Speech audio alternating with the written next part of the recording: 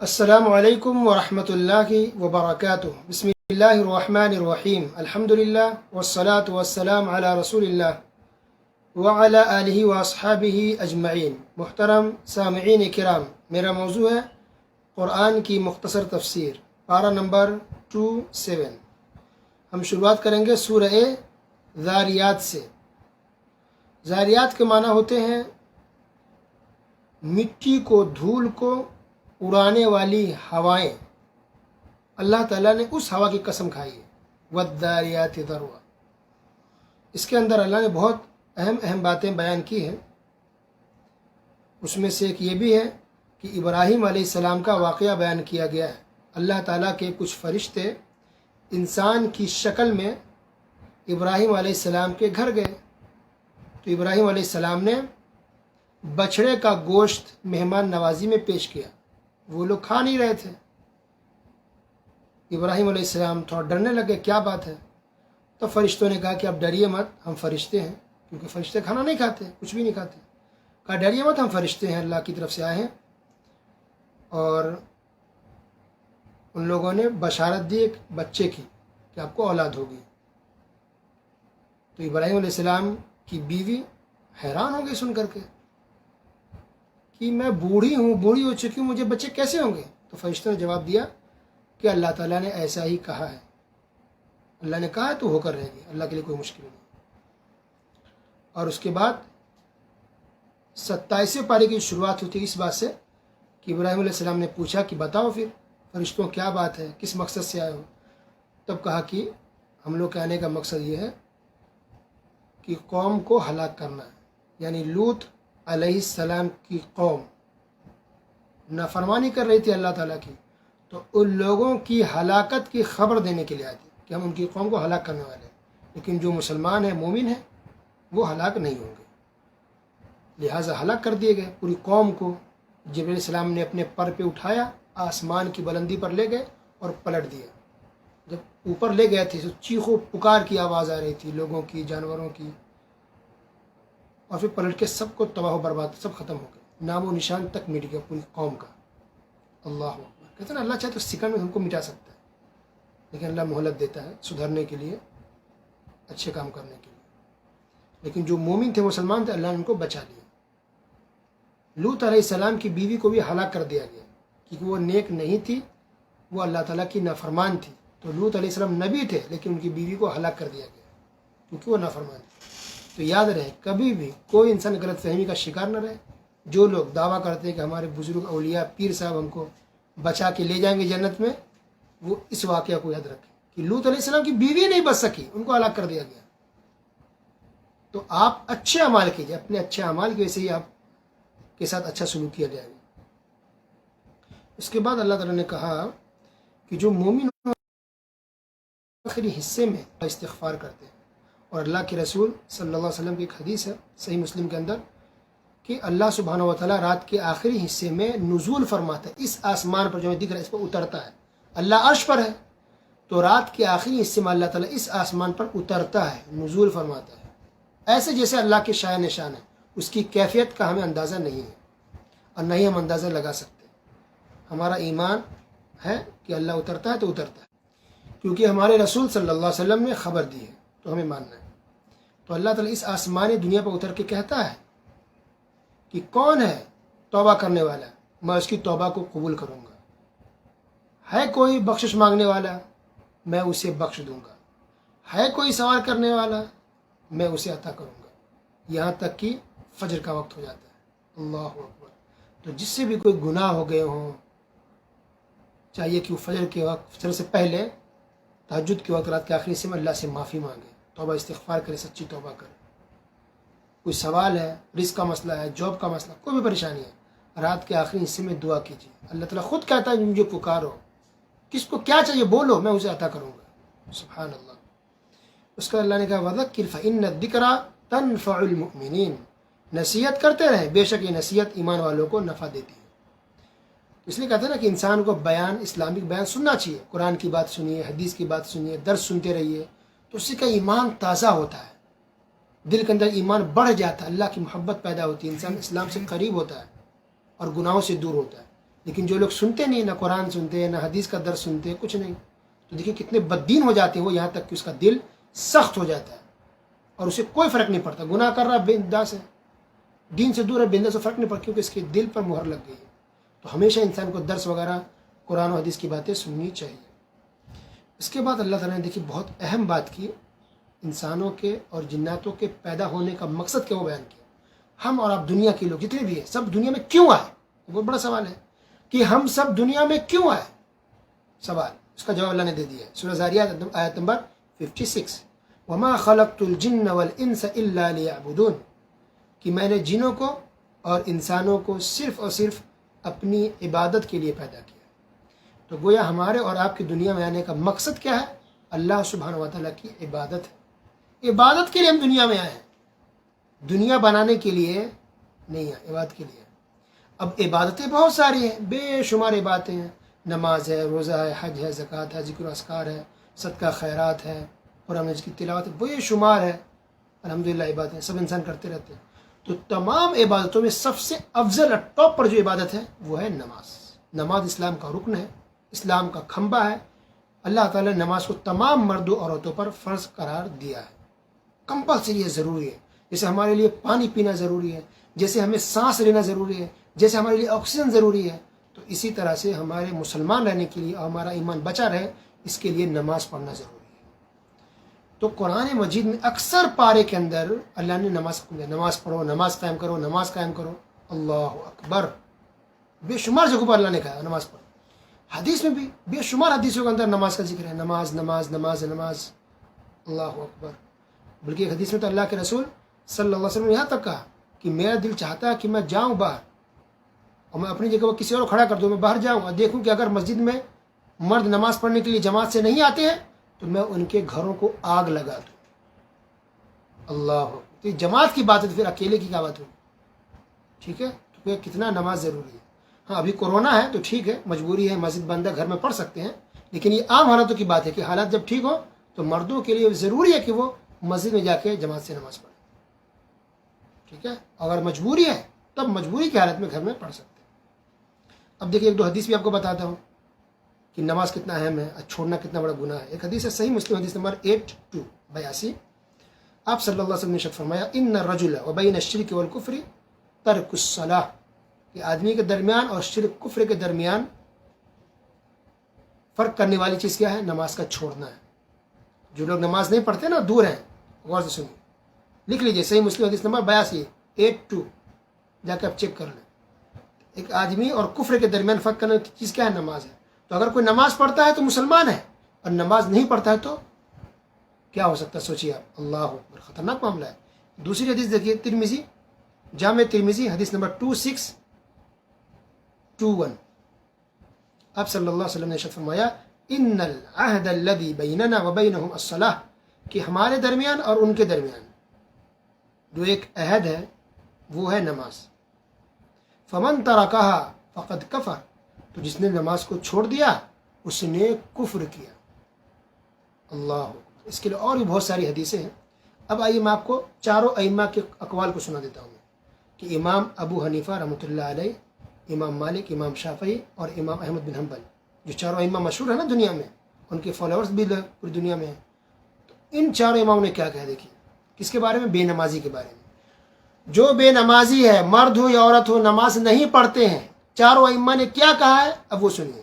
Number 1، امام ابو حنیفہ رحمۃ اللہ علیہ نے کہا کہ جو انسان نماز نہیں پڑھتا اس کو جیل میں ڈال دو، اور اس وقت تک جیل میں رہے گا جب تک کہ وہ نماز پڑھنا شروع نہیں کر دیتا، اور اگر نماز پھر بھی شروع نہیں کرتا ہے تو عمر قید کی سزا دو، یعنی زندگی بھر وہ جیل میں ہی سڑ جائے، زندگی بھر جیل میں ہی سڑ جائے۔ تو بے نمازی کی سزا کیا ان کی نظر میں؟ عمر قید کی سزا، زندگی بھر جیل میں رہے۔ امام مالک رحمۃ اللہ علیہ نے کہا کہ بے نمازی کو قتل کر دیا جائے گا۔ امام شافعی رحمۃ اللہ علیہ نے کہا کہ بے نمازی کو قتل کر دیا جائے گا، اور امام احمد بن حنبل رحمۃ اللہ علیہ نے بھی کہا کہ بے نمازی کو قتل کر دیا جائے گا، یعنی سزائے موت، اس کو جینے کا، زندہ رہنے کا کوئی حق نہیں۔ سبحان اللہ، اللہ اکبر۔ بعض علماء نے تو یہاں تک کہا کہ وہ کافر ہو گیا، جو انسان، بعض علماء نے کہا ہے کہ جو انسان بے نمازی ہے وہ کافر ہے، اللہ، یہ علماء نے کہا، میں نے صرف نقل کر دیا بس، قرآن کی آیت سنا دیا آپ کو، حدیث سنا دیا، اور بڑے بڑے علماء رحمہ نے کیا کہ وہ میں سنا دیا بس، میں نے اپنی طرف سے کچھ نہیں کہا. ٹھیک ہے، اب آگے چلتے ہیں. سورہ طور. طور ایک پہاڑ کا نام ہے، یہ وہ پہاڑ ہے جس پر اللہ سبحانہ و تعالیٰ نے اپنے نبی موسیٰ علیہ السلام سے بات کی تھی. اس کے اندر بہت اہم باتیں ہیں. اس کے اندر ایک ذکر یہ ہوا ہے بیت معمور کا اللہ نے ذکر کیا. تو بیت معمور 7ویں آسمان پر ہے، بیت معمور عین سے. یہ وہ جگہ ہے عبادت کی جہاں روزانہ 70,000 فرشتے گروپ بنا کر کے ایک ساتھ، 70,000 فرشتوں کا ایک گروپ ایک ساتھ داخل ہوتا ہے اس جگہ میں، اور اللہ کی عبادت کرتے ہیں اور پھر نکل جاتے ہیں. پھر دوسرا گروپ آتا ہے 70,000 کا، وہ عبادت کرتے ہیں نکل جاتے ہیں. پھر تیسرا گروپ آتا ہے 70,000 کا، یعنی 70,000 کا گروپ بن بن کر کے آتا ہے اللہ کی بات کے لیے، نکل جاتا ہے. جو ایک بار نکلتا ہے عبادت کر کے، دوبارہ اس کی باری قیامت تک نہیں آئے گی، اور نہیں آتی ہے، نہ آئی ہے. اللہ، اس سے اندازہ لگائی کہ فرشتوں کی تعداد کتنی ہے. 70,000 ایک بار آ رہا ہے، جو ایک بار پڑھ کے نکل گئے وہ دوبارہ قیامت تک ان کی باری وہاں پر نہیں آتی ہے، موقع ہی نہیں ملتا ان کو. بے شمار ہے. اس لیے کہتے ہیں نا کہ فرشتوں کی تعداد کسی کو نہیں معلوم، اللہ ہی جانتا ہے بس. اور اس سے یہ بھی پتہ چل رہا کہ ہم جو نماز روزہ کرتے ہیں، کسی کے دل میں یہ نہیں چاہیے ہم اللہ پر احسان کر رہے ہیں، استغفر اللہ نعوذ باللہ. نہیں، آپ پڑھ رہے ہیں، اس کا فائدہ آپ کو ہوگا. اللہ تعالیٰ محتاج نہیں ہماری بات کا، اور اللہ تعالیٰ ضرورت مند نہیں ہے ہماری بات کا.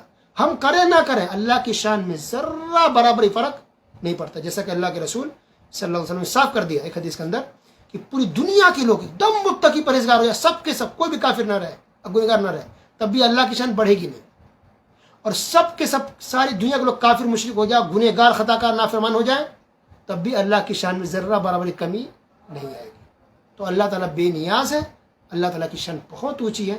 اللہ کو ہماری باتوں کی ضرورت نہیں ہے، لیکن ہم کو یہ بات کرنی ہے کیونکہ اللہ کا حق ہے، کیونکہ ہماری ذمہ داری ہے، اس لیے ہم یہ بات کرتے ہیں.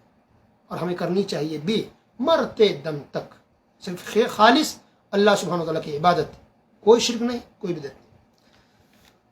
اس کے بعد اللہ تعالیٰ نے جہنمیوں کا ذکر کیا، اس کے بعد پھر اہل جنت کا ذکر کیا، اور رات کو تہجد پڑھنے کا حکم دیا. ٹھیک ہے، سبحان اللہ. اسی طرح تسبیح اور حمد و ثنا بیان کرنے کا حکم دیا کہ انسان اللہ تعالیٰ کی حمد و ثنا کرے، تسبیح بیان کرے. اب ہم سوچیں کہ ہم میں سے کتنے لوگ ایسے ہیں جو ذکر و اذکار کرتے ہیں. صبح کے اذکار کتنے لوگ پڑھتے ہیں آپ میں سے؟ آپ سب پڑھتے ہیں صبح کے اذکار ڈیلی؟ شام کے اذکار آپ پڑھتے ہیں ڈیلی؟ سونے کے اذکار پڑھتے ہیں؟ غور کی پڑھتے ہیں تو ماشاءاللہ مبارکباد آپ کے لیے، اچھی بات ہے، اللہ آپ کو مزید توفیق دے. نہیں پڑھتے تو بہت افسوس کی بات ہے.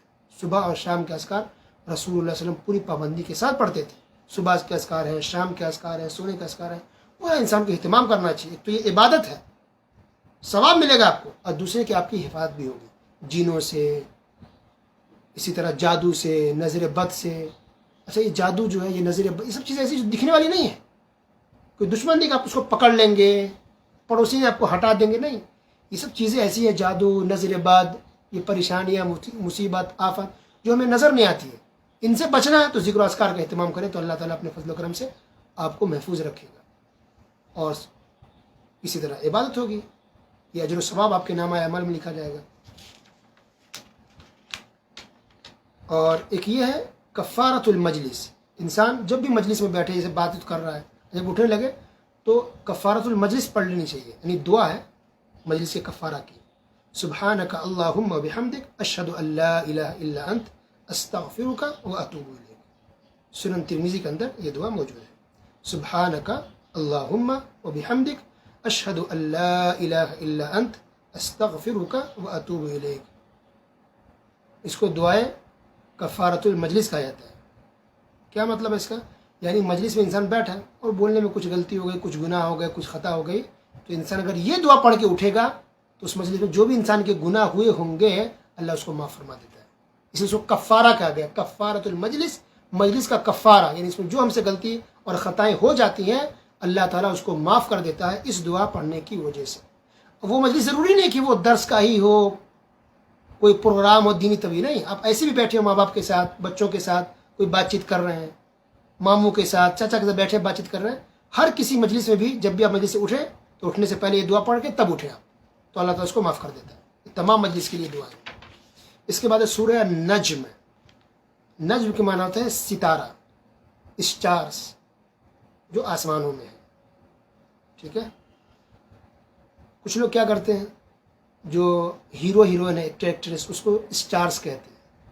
क्या ये लोग स्टार्स हैं, यानी सितारे लोग हैं? ये सितारे नहीं बल्कि ये आग के अंगारे हैं, ये जहन्नम के अंगारे ये लोग हैं। यानी लोगों ने इसे गुनहगार खताकार को भी कितना अच्छा नाम दे दिया, स्टार्स हैं ये लोग, ये स्टार्स हैं। ये गली के कुत्ते से भी बदतर है और गटर के कीड़े से भी बदतर ये लोग हैं, चाहे वो कोई भी हो, कहीं का भी हो। ये लोग अच्छा काम करते हैं। ये हीरो हीरोइन, ये गाना बजाने वाले, डांस करने वाले, डांसर, किसी भी मुल्क के हो वो, ये सब के सब सोसाइटी और समाज को बर्बाद करते हैं। आज जो हमारी नस्लें बर्बाद हो रही है, ये जो बुराई ये सोसाइटी कितना आम है, ये बेहयाई, फहाशी, इसका एक बड़ा रीज़न और बड़ी वजह ये फिल्म है, ये गाने बजाने, ये डांस है। इन लोगों की वजह से आपकी औलादें बर्बाद हो रही है। इन हीरो हीरोइन की वजह से, फिल्मों की वजह से, गाने बजाने की वजह से आपकी सोसाइटी बर्बाद, तबाह हो रही है, बेहयाई फैल रही है। इसको आप स्टार्स कहते हैं, अच्छे नाम से पुकारते हैं। अस्तगफिरुल्लाह, नऊज़ुबिल्लाह। सोसाइटी को बर्बाद कर रहे हैं ये लोग, और इतना ऊंचा ऊंचा नाम इन लोगों को दे दिया गया। नऊज़ुबिल्लाह, अस्तगफिरुल्लाह। अल्लाह सबकी हिफाजत फरमाए, अल्लाह सबको महफूज रखे। अब हुकूमत का क्या है, किसी भी मुल्क की हुकूमत, उसको पैसा मिलता है, टैक्स लोग कमाते हैं हुकूमत वाले, इसलिए उसको परवाह नहीं है। इसलिए हुकूमत के लोग उसको अवार्ड भी देते हैं, बुराई भी फैला रहे हैं, सोसाइटी को बर्बाद भी कर रहे हैं, और उसको अवार्ड भी दिया जाता है, ये अवार्ड वो अवार्ड। तो उसको पैसे से, हुकूमत को पैसा चाहिए। इसलिए शराब भी देखिए दुनिया में क्यों मिलती है शराब, उसको भी पता कि खराब चीज़ है, लेकिन हुकूमत को पैसा मिलता है, तो पैसे के लिए हुकूमत कुछ भी करने को तैयार हो जाती है। इसलिए हमें चाहिए कि हम ईमान की रोशनी में चलें, कुरान और हदीस की रोशनी में चलें। ये लोगों के नामों में और ये दुनिया की चकाचौंध में हमें कभी भी अंधा और बहरा नहीं होना चाहिए। अल्लाह ताला ने इसके अंदर इरशाद फरमाया, वमा यंतिकु अनिल हवा इन हुवा इल्ला वह्युन यूहा, कि नबी अपनी ख्वाहिश से, अपनी तरफ से कुछ भी नहीं बोलते। इन हुआ इल्ला वह्युन यूहा, ये तो वही कहते हैं, ये वही बात कहते हैं जो वही की जाती है, अल्लाह की तरफ से बातें जो बताई जाती है वही रसूल सल्लल्लाहु अलैहि वसल्लम कहते हैं। अल्लाह अकबर। इससे क्या पता चला कि नबी भी अपनी तरफ से कुछ नहीं बोलते थे, तो क्या हम और आप अपनी तरफ से कुछ कह सकते हैं दीन के मामले में, शरीयत के मामले में? नहीं। आज देखिए कितना माहौल आम हो गया है, हमारी राय सिलसिले में ये है, मुझे ये लगता है कि सही नहीं है, मुझे ये लगता है कि गलत है, मेरी राय ये है कि ये जायज़ है। अस्तगफिरुल्लाह, आप कितनी औकात कब से हो गई कि आप इस्लाम को अपनी राय दें? मेरी राय ये है, मुझे ये लगता है, आपको वो लगता है। नहीं मालूम इसलिए कि मुझे नहीं मालूम है, और पब्लिक को तो इसमें बोलना ही नहीं चाहिए। ये आम जो लोग जो अपनी राय पेश करते हैं, अस्तगफिरुल्लाह, ये ख़तरनाक मामला है कि शरीयत के मामले बगैर इल्म के आप बात करें और किसी को जायज़ है किसी को नाजायज़ कह दें। बहुत बड़ा अजाब ऐसे लोगों के लिए जो शरीयत के मामले बगैर दलील के बात करते हैं। बड़े बड़े जो उलमा की अगर बात करें, बड़े बड़े उलमा की, अइम्मा की, वो लोग डरते थे मसला बयान करते हुए, कहते थे अल्लाह आलम, अल्लाह आलम, दलील बयान करते फिर भी कहते अल्लाह आलम, अल्लाह आलम बिस्सवाब। सवाब मतलब कि सही बात क्या हो अल्लाह ही बेहतर जानता है, मैंने अपने इल्म की हद तक मैंने कोशिश की है बताने की जवाब, बाकी अल्लाह आलम क्या सही बात है, ताकि इंसान इंसान की पकड़ अल्लाह के न हो जाए। उसके अलावा अल्लाह ताला ने भी कहा कि जो गुनाहों से बचते हैं, बेहयाई से बचते हैं, उसके लिए मग़फ़िरत है। तो गोया मग़फ़िरत कब होगी? जब बुराई से बचेंगे। कोई इंसान बुराई से बचता नहीं है, गुनाह पे गुनाह करता जाता है और फिर दुआ भी करता है, कहता है कि हाँ हो जाएगा ठीक। ये है नहीं है तौबा, इसको नहीं कहते। तौबा मतलब गुनाह को छोड़िए और आइंदा ना करने का अल्लाह से अहद कीजिए, तब तौबा किसको कहते हैं? तौबा। अल्लाह ने कहा आगे देखिए, वअल्लैसा लिल इंसानि इल्ला मा सअ, इंसान के लिए वही है जिसकी वो कोशिश करता है। आप कोशिश करेंगे तो मिलेगा। हर मामले में, दुनियावी मामले में भी यही मामला है और शरई मामले में भी यही चीज़ है। आप नमाज़ पढ़ेंगे तो सवाब मिलेगा। आप मर के चले गए और कहें औलाद आपकी तरफ से नमाज़ पढ़े, तो ऐसा नहीं होता। और इस सूरत के आखिर में सजदा है, तो सजदे वाली आयत है, इंसान को सजदा करनी चाहिए। और एक ही सजदा, एक सजदा आया तो एक सजदा किया जाता है। फिर दूसरी आयत पे जब पहुँचेंगे जहाँ फिर दूसरी का आपको सजदा की आयत आएगी, फिर वहाँ सजदा करेंगे। लेकिन सजदा जो सहू करते हैं हम नमाज में, उसमें 2 सजदा किया जाता है, लेकिन जब सजदा वाली आयत है तो वहाँ पर 1 सजदा किया जाता है। इसके बाद है सूरह अल-क़मर। क़मर के माना होते हैं चाँद। ये भी मक्की सूरत है और ये उन सूरतों में जिसको रसूलुल्लाह सल्लल्लाहु अलैहि वसल्लम ईदैन की नमाज में पढ़ा करते थे। इक़्तरबतिस्साअतु वन्शक़्क़ल क़मर, क़यामत करीब आ गई और चाँद फट गया। तो नबी सल्लल्लाहु अलैहि वसल्लम के ज़माने में चाँद के 2 टुकड़े हुए थे, ये बात सच है। تو قرآن سے ثابت ہے اور کئی حدیثوں سے بھی ثابت ہے. نبی صلی اللہ علیہ وسلم نے چاند کی طرف اشارہ کیا، اللہ کے حکم سے چاند کے 2 ٹکڑے ہوئے. اس کو کہتے ہیں معجزہ. اللہ تعالیٰ بہت سے معجزے دکھاتا ہے نبی کے ہاتھوں. اس کی سب سے بڑی وجہ ہوتی ہے تاکہ لوگ مانیں کہ اللہ کے سچے رسول ہیں. ایک پروف کے طور پر، ایک دلیل کے طور پر یہ بات دی ہے، یہ معجزے ہوتے ہیں تاکہ لوگ مانیں کہ اللہ کے سچے رسول ہیں، جھوٹ نہیں بول رہے. ٹھیک ہے. اللہ نے اس کے اندر دیکھیے بہت اہم بات بیان کیا قرآن کے بارے میں. وَلَقَدْ يَسَّرْنَا الْقُرْآنَ لِلذِّكْرِ فَهَلْ مِن مُدَّكِرٍ، کہ ہم نے قرآن کو آسان کر دیا ہے سمجھنے کے لیے، کیا کوئی ہے جو اس سے نصیحت حاصل کرے؟ اور آپ کیا سنتے ہوں گے اپنے سوسائٹی سمجھ میں، قرآن بہت مشکل ہے، آپ نہیں سمجھ سکتے، ترجمے سے مت پڑھو، تفسیر مت سنو، یا آپ کے بس کی بات نہیں ہے، اسی علماء ہی بیان کر سکتے ہیں بس. یہ پروپیگنڈا ہے. وہ لوگ چاہتے ہیں کہ آپ جاہل رہیں، وہ چاہتے ہیں کہ آپ کنویں کے میڈک بنے رہیں، تاکہ وہ لوگ جو بدعت شرک غلط بات بتا دیں وہ آپ ہاں یہاں ملا کے اس کے پیچھے بھاگتے رہیں. آپ اس سے سوال ہی نہ کریں. سوال کریں گے وہ لوگ بھڑک جاتے ہیں نا. دیکھیں کچھ لوگ غصہ بھی آ جاتے ہیں سوال کرنے سے. کیوں غصے میں آتے ہیں وہ لوگ؟ کیونکہ اس کے پاس علم نہیں ہے، لیکن کمی ہے. کیونکہ اس کو معلوم ہے کہ وہ غلط ہے، وہ بدعت میں ہے، وہ شرک میں ہے، وہ حق پر نہیں ہے. اس لیے وہ انسان جو رہتا ہے غلطی پر وہ بھڑک جاتا ہے. جسے کوئی چوری کیا ہو یا غلط کیا، اس کو بولیے کچھ چوکیے، فوراً غصے میں آ جائے گا، آگ بگولا ہو جائے گا، تاکہ اس پر کوئی شک نہ کرے. تو قرآن کو اللہ نے سب کے لیے آسان کیا ہے، ساری پبلک کے لیے. ترجمے سے پڑھیے سمجھ میں آئے گی. تو اللہ نے کہا قرآن آسان ہے، تو ہم تو اللہ کی بات ماننے والے ہیں تاکہ دنیا پوری ایک طرف ہو جائے. تو قرآن کو ترجمے سے پڑھنا سمجھنا یہ ہم سب کی ذمہ داری ہے. اور ترجمہ الحمدللہ قرآن کا ہو چکا ہے ساری زبانیں میں، اس لیے اب کسی کے لیے کوئی عذر بھی نہیں ہے. اس کے بعد سورہ الرحمن، یہ بھی مکی صورت ہے اور بعض نے اس کو مدنی بھی کہا ہے. اس کی شروعات ہوتی ہے الرحمن سے. تو یہ پہلی یا بلکہ یہ کہیے کہ واحد ایسی صورت ہے پورے قرآن میں جس کا پہلا ورڈ اللہ کے نام سے شروع ہوتا ہے. الرحمن یہ اللہ کے نام میں سے ایک نام ہے. ٹھیک ہے. اب اس کے اندر اللہ نے بہت سی باتیں ذکر کی ہے. اس میں سے کی زیادہ تر باتیں جنت سے متعلق ہے، جنت کے تذکرے، جنت کے بارے میں یا اور دوسری نعمتوں کے بارے میں. اور اللہ نے ایک آیت بہت دہرائی ہے اس سورت کے اندر، فَبِأَيِّ آلَاءِ رَبِّكُمَا تُكَذِّبَانِ فَبِأَيِّ آلَاءِ رَبِّكُمَا تُكَذِّبَانِ. اتنی نعمتوں کا اللہ نے ذکر کیا، کہا کہ تم اللہ کی کون کون سی نعمت کو جھٹلاؤ، تم اللہ کی کون کون سی نعمت کو جھٹلاؤ. یہ آیت اس سورت کے اندر 31 مرتبہ اس آیت کو دہرایا گیا ہے، 31 مرتبہ.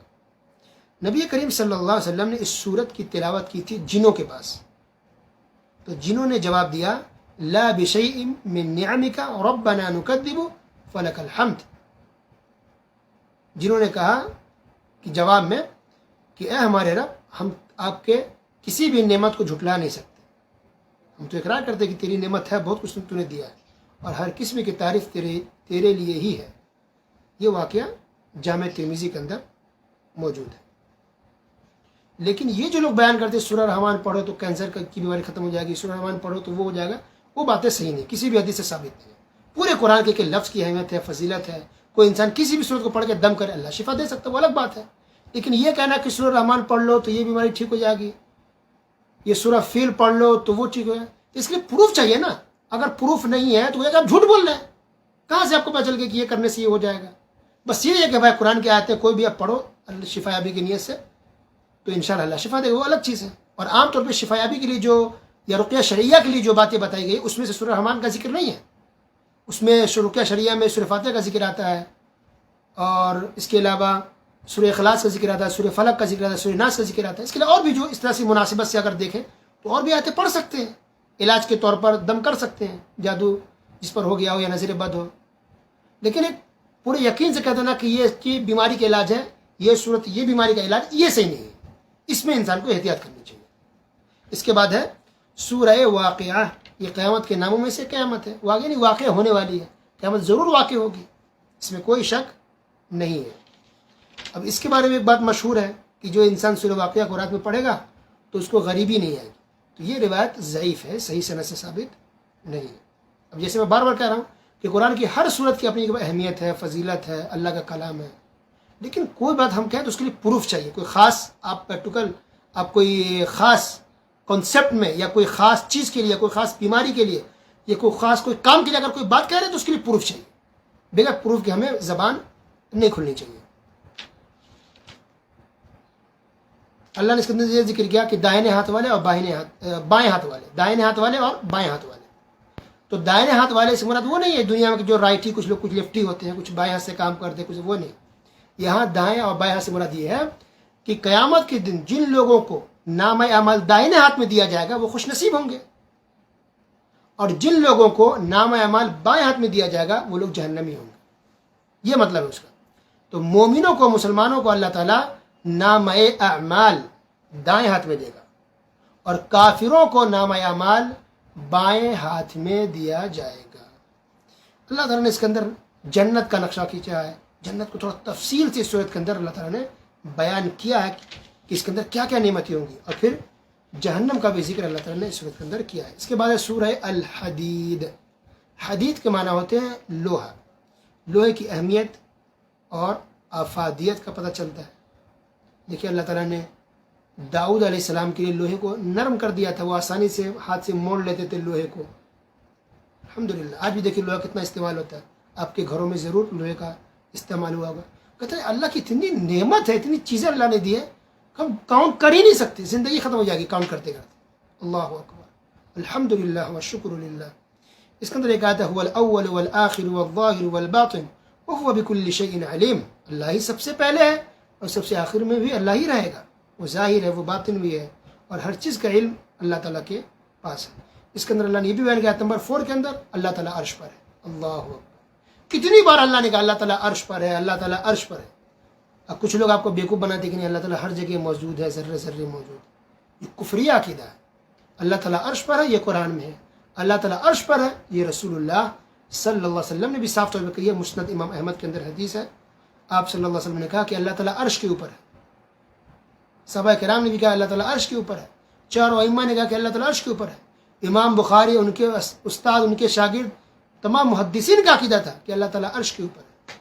اللہ کا علم، اللہ کی طاقت، اللہ کا پاور ہر جگہ.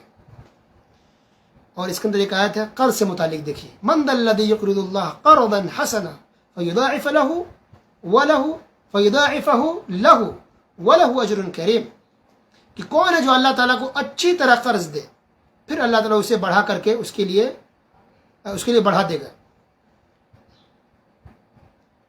تو یہاں قرض سے مراد یہ کہ اللہ کو کون قرض دے گا، تو اس سے مراد یہ ہے کہ کون اللہ کی راہ میں خرچ کرے گا، صدقہ خیرات کرے گا.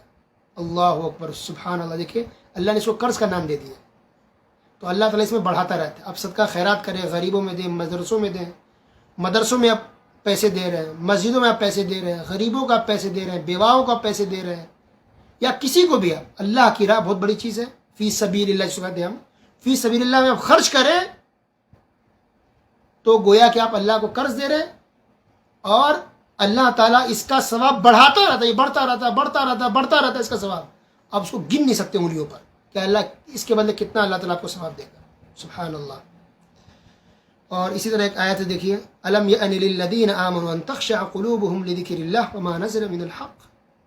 کہ ابھی بھی مسلمانوں کے لیے وقت نہیں آیا کہ اللہ کے ذکر سے مسلمانوں کے دل نرم پڑ جائے. سبحان اللہ. اس کے بعد اللہ نے کہا اعلموا انما الحیات الدنیا لعب ولہو.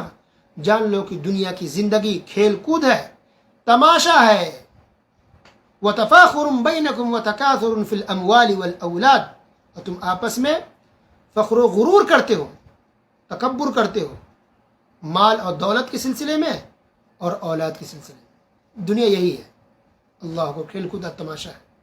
لہذا ہمیں چاہیے کہ اس میں پڑھ کے ہم اپنی آخرت کو برباد نہ کریں. اصل جو زندگی ہماری، اصل جو ہمارا گھر ہے، اور اصل جو زندگی آخرت اور جنت، اس کی تیاری کریں اور اس کے مطابق ہم زندگی گزاریں. پھر اللہ نے کنجوسی کا ذکر کیا، کنجوسی سے، بخالت سے منع کیا.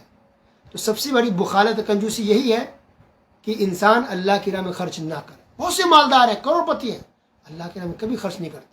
کروڑ پتی ہیں اور 100 روپے بڑی مشکل سے وہ نکال کر دیتے ہیں. یہ کنجوس ہے. اور کنجوس وہ بھی ہے جو اپنے بچوں پر، بیوی پر، اولاد پر خرچ نہ کرے، اپنے گھر والوں پر خرچ نہ کرے، وہ بھی کنجوس ہے. اور کنجوس وہ بھی ہے جو انسان اپنے آپ کو تکلیف دے اور خود اپنے اوپر بھی خرچ نہ کرے. ایک تو کنجوس ایسا بھی ہے، کسی نے مجھے بتایا کہ اتنا کنجوس وہ آدمی تھا کہ وہ چلتا بھی تھا تو اپنے جوتے کو ہاتھ میں لے لیتا تھا تاکہ اس کا جوتا گھس نہ جائے. اتنا بڑا کنجوس ہے. اللہ اکبر. ایسے لوگ بھی دنیا میں ہوتے. لہذا ہمیں کنجوس نہیں ہونا چاہیے. اللہ نے جو دیا انسان اس کے حساب سے خرچ کرے اپنے اوپر بھی، اپنے بچوں کے اوپر بھی، بیوی کے اوپر بھی، اور پھر اللہ کے راہ میں بھی خرچ کرنا ضروری ہے۔ اللہ سبحانہ وتعالیٰ تمام مسلمانوں کو ہر طرح کی باتوں پر، اللہ اس کے رسول کی تمام باتوں پر عمل کرنے کی توفیق عطا فرمائے، آمین۔ وصلی اللہ علی نبینا محمد وعلی آلہ وصحبہ اجمعین، والسلام علیکم ورحمۃ اللہ وبرکاتہ۔